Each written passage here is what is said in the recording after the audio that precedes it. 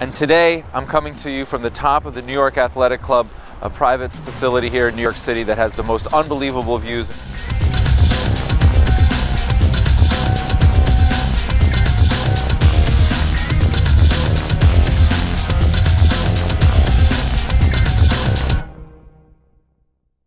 fact, this is like a $100 million view. I'm going to lift this thing up and show you around all of the top buildings that are being built in New York City right now are all right here on Central Park South. That's the Time Warner Center.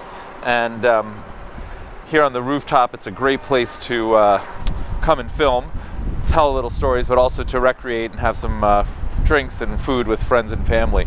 And so, although the weather isn't particularly nice today, it's overcast and so on, such is life, right? I mean, this is it. So we're here, we're going to talk to you a little bit today about the speed of innovation and some of the things that my team and I talk about when it comes to our space. I want to be really clear, this is not anything to do with complaining or saying things aren't unfair or making any excuses for any performance or anything like that.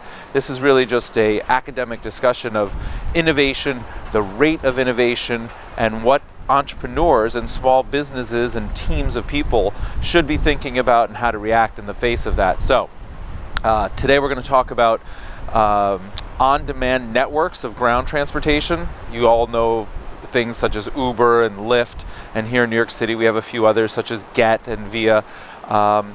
And what people may or may not realize is the speed from introduction to what I would call 100% mass adoption, right? Here in New York City and in most metropolitan areas and in many parts of the world, these on-demand networks are, prevalent. They're used by millions of people on a daily basis, and the valuations that they've raised money at sort of tell you that. Uber, I think, raised money most recently in the mid-$60 billion range, which puts it as a private company. If that was an actual, public valuation, it puts it above GM, Ford, Time Warner, Netflix, eBay, on and on. I mean, it's a massive valuation for a private company.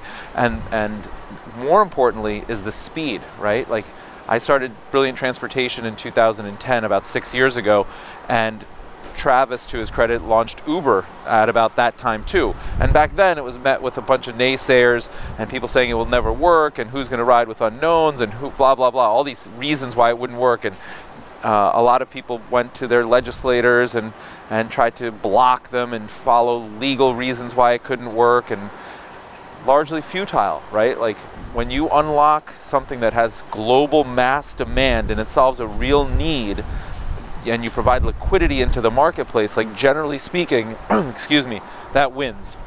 We see similar things with Airbnb is another example, and both of these are asset-free businesses, and as a result of that they can really scale.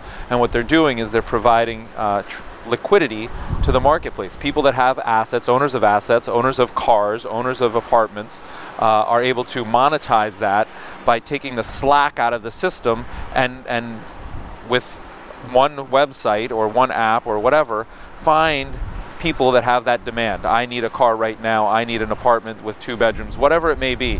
And so the overwhelming adoption and the speed of it has been mind-boggling. And so, by way of example, what we talked about was a couple of other things that were very disruptive and took much longer until they were mainstream and still may not have even died. So one example is computers and the shift from the desktop to the cloud. I mean, that's been going on for 10 plus years, right? And in fact, there's still many corporations and so on that haven't adopted the cloud. They're worried about security and other things.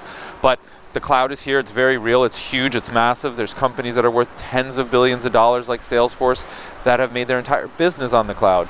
But that's 10 plus years. Similarly, you've got Netflix. In 2000, Reed Hastings, the CEO of Netflix, had a meeting with Blockbuster, interested in partnering, collaborating with them so that Blockbuster would distribute online content via Netflix, and he was laughed out of the room. We all know how that ended.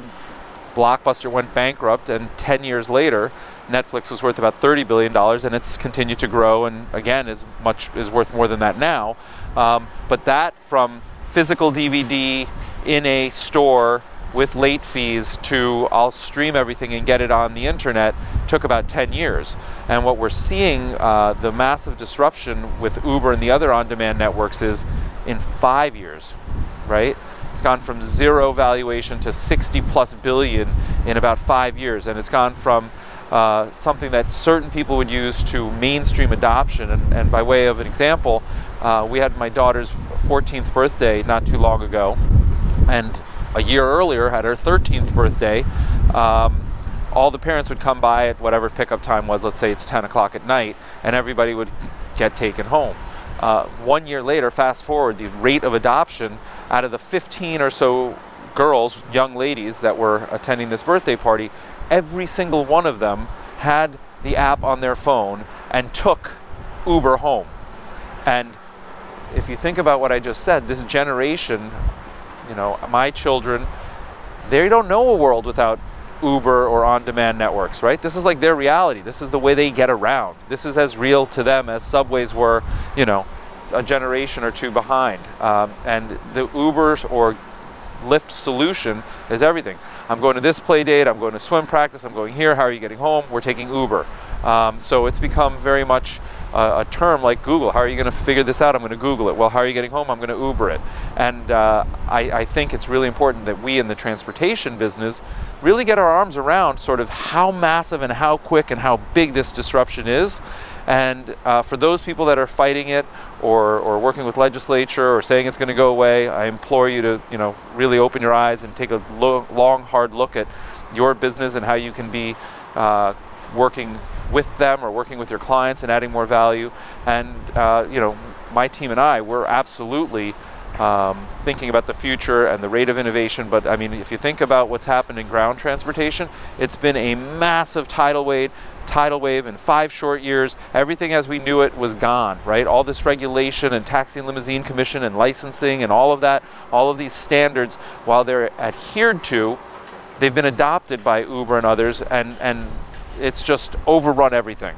So super exciting times we live in, filled with risk, filled with opportunity, filled with excitement, filled with innovation. And I think that the challenge that small businesses and entrepreneurs like us have is to figure out where do we play and how do we fit and how do we add value and how do we not get swept out with the tidal wave? Like, what can we do to add a lot of value? And that's what we think about here at Brilliant all the time.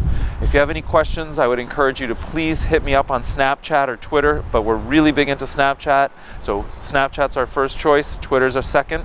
Go ahead and subscribe here and push this to anybody that you know that might find this interesting. Leave comments, give us feedback, ask questions.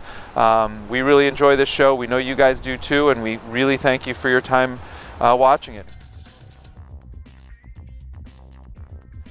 Look at that. So, you've got $100 million in your pocket, and I'm showing you the view. You can save the $100 million bucks. That's the west side of Manhattan. You can see new skyrise going up right there. That's going to be super expensive. There's the Time Warner Center. Again, all the iconic Central Park West buildings.